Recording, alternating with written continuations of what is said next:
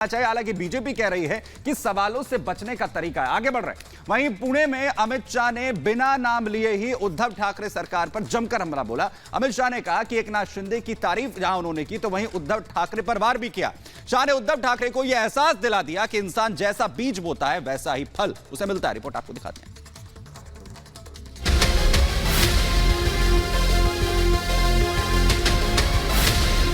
चुनाव में हार होता है, पराजय होता है, जीत होती है, विजय होता है। और जो लोग धोखा देते हैं ना, उनको कभी बख्शना नहीं चाहिए, वरना धोखा करने वालों की हिम्मत बढ़ती है। ये बताने की जरूरत नहीं है कि देश के गृह मंत्री अमित शाह का ये निशाना किसकी ओर था।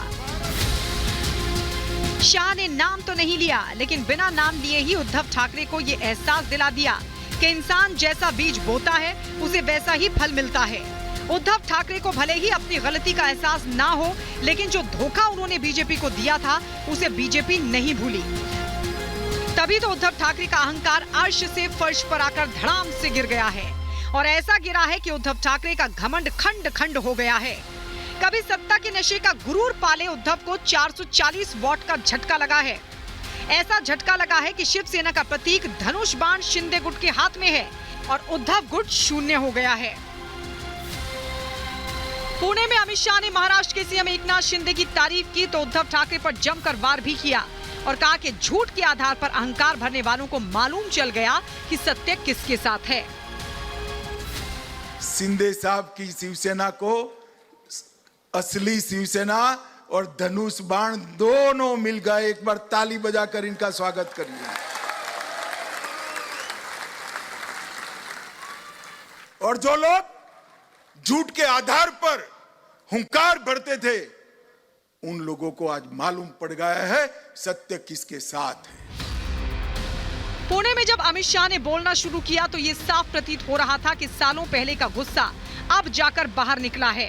शाह ने उस वक्त का भी जिक्र किया जब महाराष्ट्र के विधानसभा चुनाव में बीजेपी के चलते शिवसेना की जीत हुई थी, लेकिन चुनाव जीतने के बाद उद्धव ठाकरे का मन बदल गया और उन्होंने कांग्रेस का दामन थाम लिया। गत चुनाव में मैं पार्टी का अध्यक्ष था।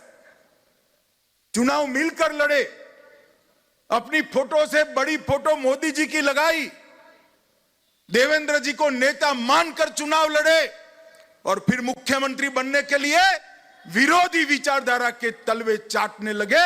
आज उनको सत्य क्या है वो परिचय मिल गया है। शाह ने साफ शब्दों में कहा कि शिंदे गुट ही असली शिवसेना है।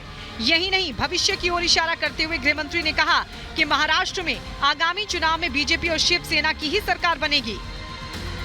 भारत माता को परम वैभव पर ले जाने के लक्ष्य के लिए आए हैं और मैं बताता हूं आपको, 2024 का चुनाव भारतीय जनता पार्टी ने बड़ी शिद्दत के साथ, अच्छी रणनीति के साथ और परिश्रम की पराकाष्ठा के साथ लड़ना है। आज 3 जिले के कार्यकर्ता यहां है, सभी संकल्पवान होकर जाए कि महाराष्ट्र की एक भी सीट किसी के भी अकाउंट में नहीं जाएगी। सभी के सभी सीटें भारतीय जनता पार्टी और शिवसेना का गठबंधन जीतेगा। ये तो साफ हो गया है कि जिसकी जैसी करनी होती है उसे वैसा ही फल मिलता है। तभी तो आज उद्धव ठाकरे महाराष्ट्र की राजनीति में हाशिए पर पहुंच गए हैं। मुश्किलों के दलदल में उद्धव ठाकरे धंस चुके हैं। अस्तित्व का संकट झेल रहे उद्धव को समझ नहीं आ रहा है कि अपनी पार्टी बचाएं, चुनाव चिन्ह बचाएं या फिर संपत्ति। यानी उद्धव के पास अब सियासी जमीन तो बची नहीं, बल्कि अपना घर भी छिन जाने की नौबत आ गई है। Bureau report, Republic Bharat.